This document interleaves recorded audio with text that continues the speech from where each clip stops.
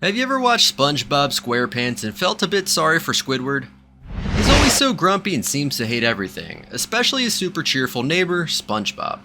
But what if there's a reason for all that grumpiness? What if Squidward isn't just a mean neighbor, but is actually really sad, maybe with a real sickness called depression? I would rather tear out my brainstem, carry it into the middle of the nearest four-way intersection, and skip rope with it. And what if SpongeBob, by being so happy and loud all the time, is actually making Squidward's sadness even worse without even knowing it? The idea might sound strange at first. After all, SpongeBob is a funny cartoon. But if you look closely at Squidward, you can find a lot of clues that point to a hidden dark truth.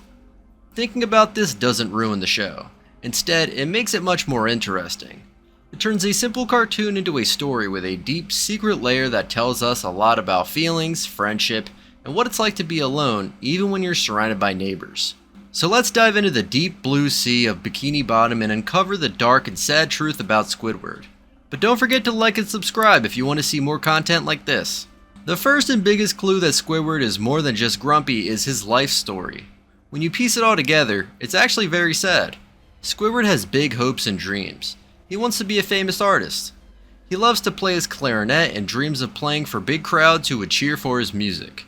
He also loves to paint and sculpt, and his house is filled with paintings of himself. This might seem like he just loves himself a lot, but it's also a sign that he really wants to be seen as special and talented. He wants the world to know he's a great artist. But what happens every time he tries to follow his dreams? It almost always ends in failure. People in Bikini Bottom don't understand his art. They usually boo him off the stage when he plays his clarinet.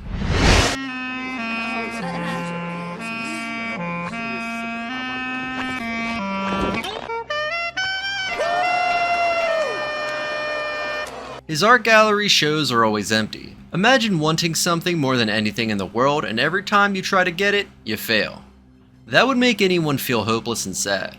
This feeling of being a failure is a heavy weight that Squidward carries around every single day. To make things worse, he's stuck in a job he clearly hates. Being the cashier at the Krusty Krab is the opposite of his dream. It's a boring, everyday job that doesn't use any of his artistic talents. He has to serve greasy food to customers he doesn't like, and he works for a boss, Mr. Krabs, who is super cheap and doesn't care about him at all. His job is a constant daily reminder that he is not a famous artist. He's just a cashier. For Squidward, going to work every day is like a little part of his dream dying all over again. Besides his failed dreams and bad job, think about how Squidward acts. He almost always wants to be alone. This is a big sign of depression. People who are depressed often feel like they don't have the energy to be around others. It's not just that he's an introvert who likes quiet, he actively pushes people away. He slams the door on SpongeBob and Patrick, yells at them to be quiet, and spends most of his free time trying to get away from everyone. He builds a wall around himself because he feels like no one understands him, and maybe he feels like he doesn't deserve friends or fun. You can even see the sadness on his body. Think about how he looks. He's always slouching, like he's carrying something heavy on his back. He has dark circles under his eyes, which could mean he's not sleeping well, another common problem for people with depression. And his voice is usually flat and tired, with no excitement in it. He just sounds defeated. Okay, I can do this. Just put them out of my mouth. The show even gives us a very dark clue in the episode Are You Happy Now? In that episode, SpongeBob realizes Squidward has never had a happy memory, so he tries to create one for him. Nothing works. At the end of the episode, Squidward gets so sad that he does something very scary. He puts a rope around a fake coral tree, looking like he wants to hurt himself. While it turns out he was just putting up a bird cage, the image is very shocking for a kids show and hints at how deep his sadness really goes. All these clues together paint a picture of a character who is truly suffering on the inside. Now let's talk about SpongeBob. SpongeBob is a good guy. He's friendly, kind, and always positive. So how could he possibly make Squidward's sadness worse? The problem is that SpongeBob is too happy and he can't understand that Squidward isn't. This is something that happens in real life, and sometimes it's called toxic positivity. Think of it like this. Imagine you've fallen down and scraped your knee, and it really hurts. Now imagine your friend comes over and instead of helping you up, they just start jumping up and down and yelling, "Wow, isn't falling fun? Being on the ground is great. Just be happy you're on the ground." That wouldn't make you feel better, right? It would probably make you feel worse and maybe even a little angry. You'd feel like your friend doesn't understand your pain at all. This is what SpongeBob does to Squidward every day. Squidward wakes up feeling sad and hopeless, and then a super loud, super happy Sponge starts yelling, "Good morning," and blowing bubbles at his window. For Squidward, SpongeBob's endless happiness is a constant reminder of the joy he can't feel.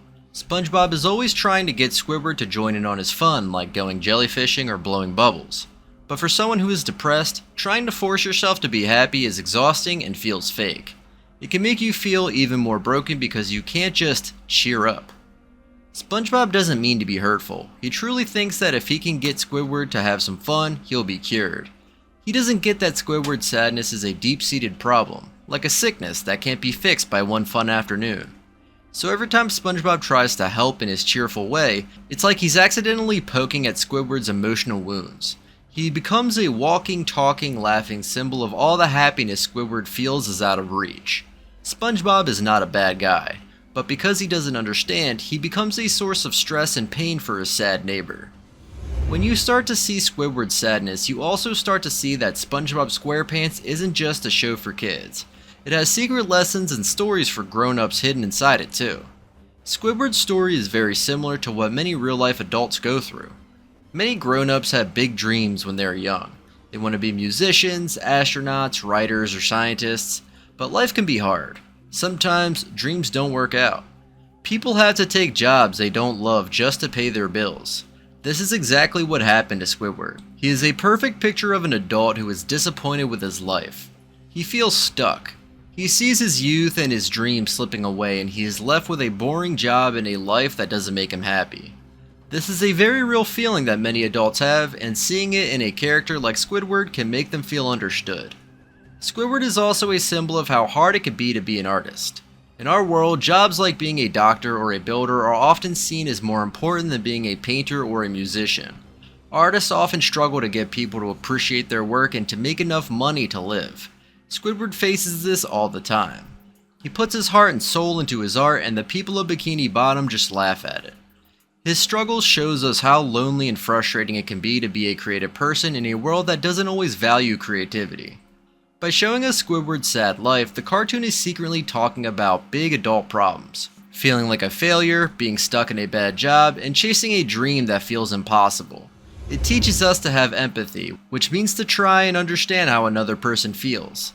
Instead of just laughing at a grumpy squid, we can start to feel for him and understand his pain. What moments in this show have made you feel bad for him? Share your ideas in the comments. It's interesting to see what other people have noticed about our favorite grumpy octopus.